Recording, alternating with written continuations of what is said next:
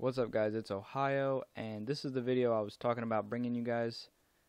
I complete the bow set, and I also get all of my out of position cards back. This was really easy to do, actually, because I grinded all the solo challenges on 5 accounts. Took a lot of time, 4 days, so pretty much after this I was burnt out. Probably not going to play this game for a few days, but it was definitely worth it. I started the promo with under 500k, and then I finished with 1.25 million, and I actually could have had a better outcome if I would have not spent coins on packs. I ended up putting 200k worth of coins into the icy packs, and then I also bought the motivator Stephon Gilmore with the +2 man coverage after I was done completing the bow set. So that's another 100k that I got taken away from my total.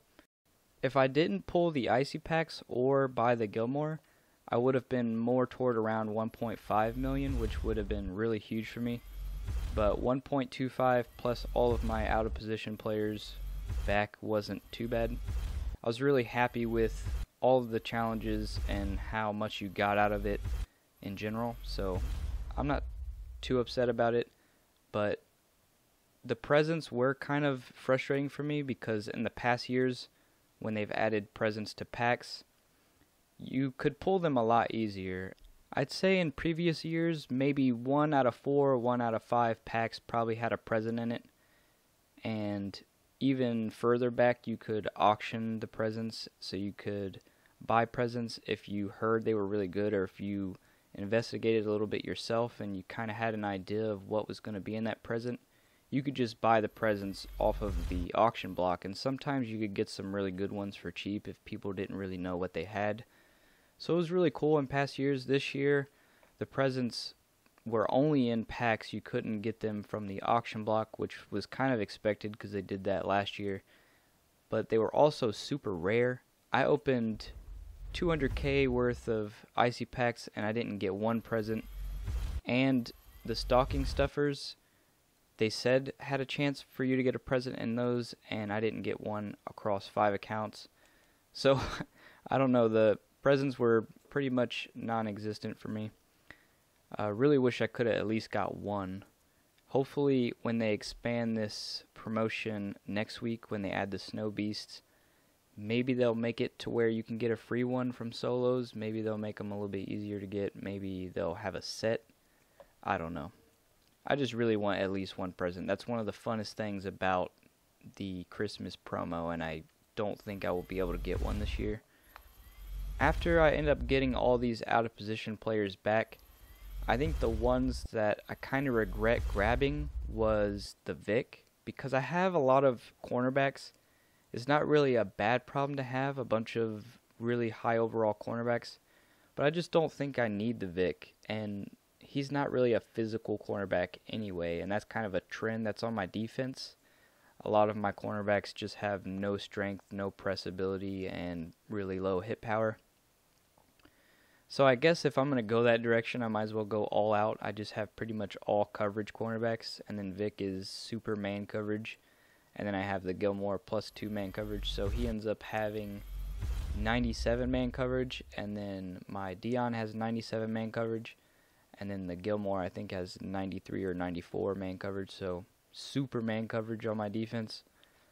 Other than that, I'd say maybe one of the players I wish I would have gotten was the free safety Dwight Clark, because the free safeties I have right now aren't too great, and he wasn't too fast, but the guy I have now is the same speed, and I think the reason why I decided not to get the free safety Clark was because his physical stats are really bad, his block shed is really bad, and stuff like that. My corners already have really terrible physical stats, so I didn't want every single person on the secondary to be terrible with the run game. So I ended up not choosing the free safety Dwight Clark, and what I did kind of to compensate for that was I moved my Twitch Prime strong safety Rodney Harrison over to free safety, and then I have the Derek Brooks strong safety at strong safety. So right now my 2 safeties are pretty slow, but they both have really good zone coverage and really good play rec and stuff like that. And because I don't play too much head-to-head, I mostly grind the solos and stack coins right now. It's not really that big of a problem. Steve Atwater, left outside linebacker, was actually pretty good. At first when I was looking at him, I was kind of salty that he wasn't anything close to how good he was last year. But if you compare him to the Anthony Barr, he's pretty much on par with everything, but a little bit better. The only thing he lacks is his block shed. But his zone coverage is amazing. I think it's like 87 or something like that. So I was pretty happy with the Steve Atwater and grabbing him.